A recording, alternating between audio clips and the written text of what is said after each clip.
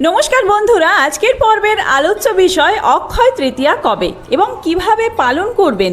এই দিন কি কি ঘটনা ঘটেছিল আমাদের সনাতন ধর্মে, যার কারণে তিথিটিকে অক্ষয় হিসেবে ঘোষণা করা হয়েছিল।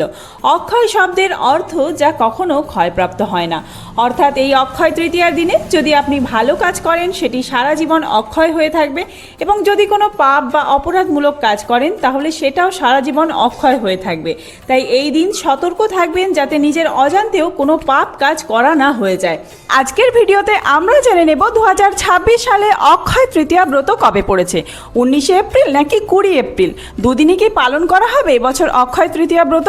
পঞ্জিকা অনুসারে সঠিক সময়সূচি কি রয়েছে? লক্ষ্মী গণেশ পূজা, হালখাতা পূজা ও গঙ্গা স্নানের শুভ সময় কি রয়েছে? সোনা কেনার শুভ সময় কি রয়েছে?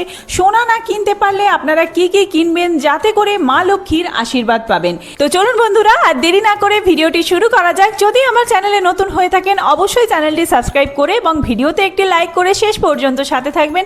আশা করি ভিডিওটি আপনাদের জন্য খুবই হেল্পফুল হবে। শুভ অক্ষয় তৃতীয়া প্রত্যেক দর্শক বন্ধুকে। ভিডিওটির মূল পর্বে যাওয়ার আগে মা লক্ষ্মীর যারা ভক্ত রয়েছেন অবশ্যই কমেন্ট বক্সে লিখুন জয় মা লক্ষ্মী দেবীর জয়। বাংলার বৈশাখ মাসের শুক্লা তৃতীয়া তিথিটি অক্ষয় তৃতীয়া হিসেবে পরিচিত। তবে কবে পালন করবেন আপনারা অক্ষয় তৃতীয়া ব্রত বা অক্ষয় তৃতীয়া তিথি কবে পড়েছে, 20 এপ্রিল নাকি 19শে এপ্রিল? চলুন জেনে নেওয়া যাক।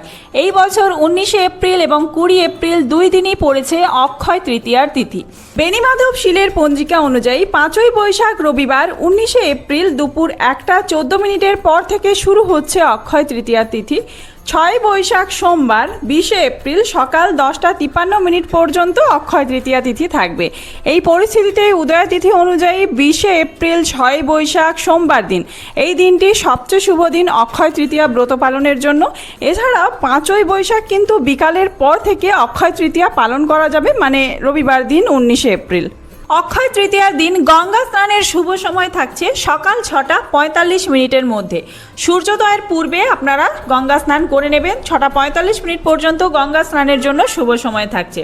অমৃত যোগের সময়কাল কি রয়েছে এই বছর অক্ষয় তৃতীয়ায়? 20শে এপ্রিল সোমবার দিন অক্ষয় তৃতীয়া পড়েছে। এই দিন অমৃত যোগের সময়কাল থাকছে সকাল 6:45 মধ্যে, আবার সকাল 10:14 থেকে শুরু করে সকাল 12:51 মধ্যে, আবার রাত্রি 6:50 থেকে শুরু করে রাত্রি 9টার মধ্যে। এর পরবর্তী সময়ে রাত্রি 11:11 থেকে শুরু করে মধ্যরাত্রি 2:05 মধ্যে।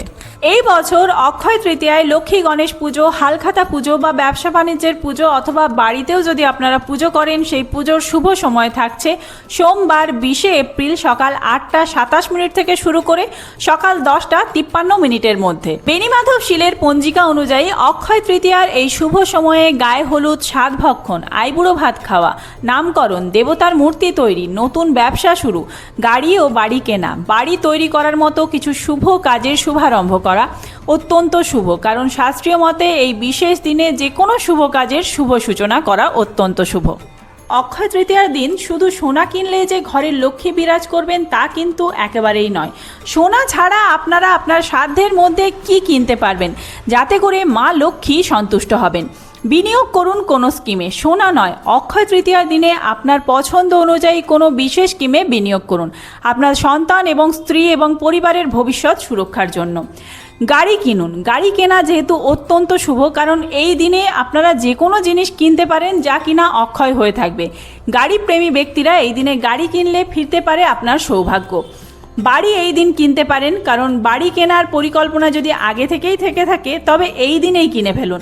এতে মা লক্ষ্মী তুষ্ট হবেন এবং ঘরে লক্ষ্মী বিরাজ করবেন। জমি জায়গা, ভবিষ্যৎ সুরক্ষার জন্য এই শুভ দিনে কোনো জমি বা ছোট্ট জায়গা কিনতে পারেন, এতেও মা লক্ষ্মী তুষ্ট হবেন, ফিরবে আপনার সৌভাগ্য। এর প্রয়োজনীয় জিনিসপত্র অক্ষয় তৃতীয়ার দিন বাড়ির কিছু প্রয়োজনীয় আসবাবপত্র এই সমস্ত আপনারা কিনতে পারেন। সোফা, ঘর সাজানোর সামগ্রী, টিভি, ফ্রিজ, ওয়াশিং মেশিন, বাসনপত্র ইত্যাদি। তবে আপনারা মনে রাখবেন কোনোভাবেই কিন্তু লোহার বাসন কিনবেন না। কাঁসা, পেতল এই সমস্ত জিনিস কিনতে পারেন, এতেও মা লক্ষ্মী তুষ্ট হয়ে বিরাজ করবেন আপনার ঘরে। এছাড়াও কিনুন কাঁচা সবজি।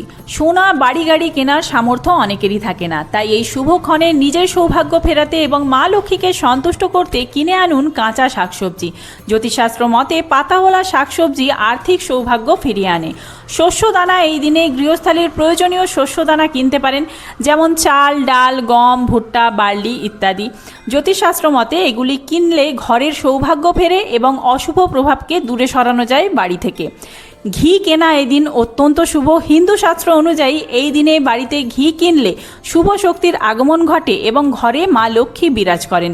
তাই ঘি কিনে লক্ষ্মী মায়ের পূজার সময় ঘিয়ের প্রদীপ জ্বালান, সৌভাগ্য ফিরবে আপনারও। অক্ষয় তৃতীয়ার দিন সকালবেলা স্নান করে শুদ্ধ বস্ত্র পরে যথাসম্ভব কিছু দান করুন। এই দিন দান বা পুণ্য করলে সংসারে অত্যন্ত মঙ্গল হয়। এই দিন সোনা, রূপা বা যে কোনো ধাতুর কোনো জিনিস গৃহে ক্রয় করে আনা অত্যন্ত শুভ। সোনা কেনা সম্ভব না হলে রূপো, তামা, কাঁসা এই সমস্ত জিনিস কিনতে পারেন, তবে লোহার তৈরি জিনিস অবশ্যই কিনবেন না। অক্ষয় তৃতীয়ার দিন রাধা কৃষ্ণের চরণে চন্দনের ফোঁটা দিন। এই দিন বিবাহিত মহিলারা সাধ্যমতো কয়েকজনকে আলতা সিঁদুর দান করুন, এতে আপনার সিঁথির সিঁদুর অক্ষয় হবে। অক্ষয় তৃতীয়ার দিন তামার ঘট, নারকেল, সুপারি ও চন্দন কাঠ দান করুন।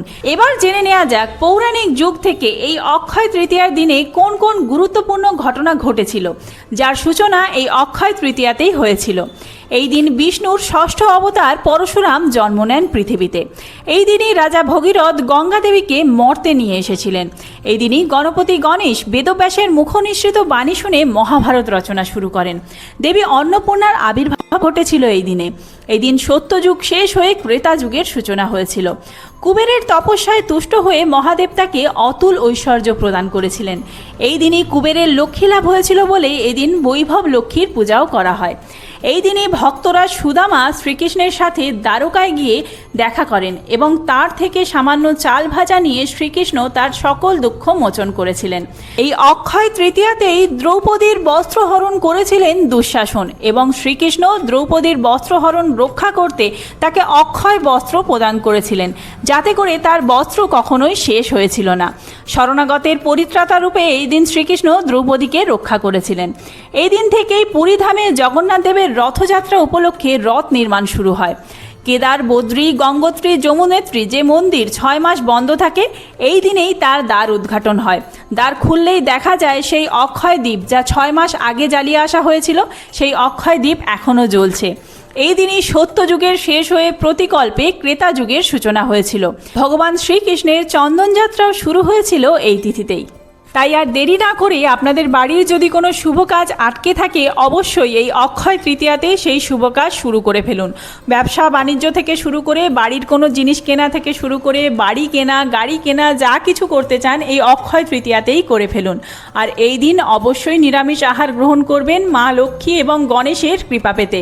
সাথে আপনারা এই দিন মা লক্ষ্মী এবং গণেশের অবশ্যই পুজো করবেন। একটি বেলপাতা আর লাল জবা ফুল রাখবেন গণেশের জন্য, আর মা লক্ষ্মীর জন্য রাখবেন পদ্ম ফুল। খুব তাড়াতাড়ি নতুন কোনো ভিডিও নিয়ে আসছি। এই অক্ষয় তৃতীয়া বিষয়ে ডিটেলসে ভিডিও আসছে। আপনারা বাড়িতে কিভাবে পুজো করবেন সেই পুজো পদ্ধতি নিয়ে ভিডিও আসছে। সেই সমস্ত ভিডিও দেখার জন্য অবশ্যই চ্যানেলটি সাবস্ক্রাইব করে সাথে থাকবেন। আর এই ভিডিওটি যদি হেল্পফুল হয়ে থাকে বন্ধুদের মধ্যে অনেক অনেক বেশি শেয়ার করবেন। ধন্যবাদ।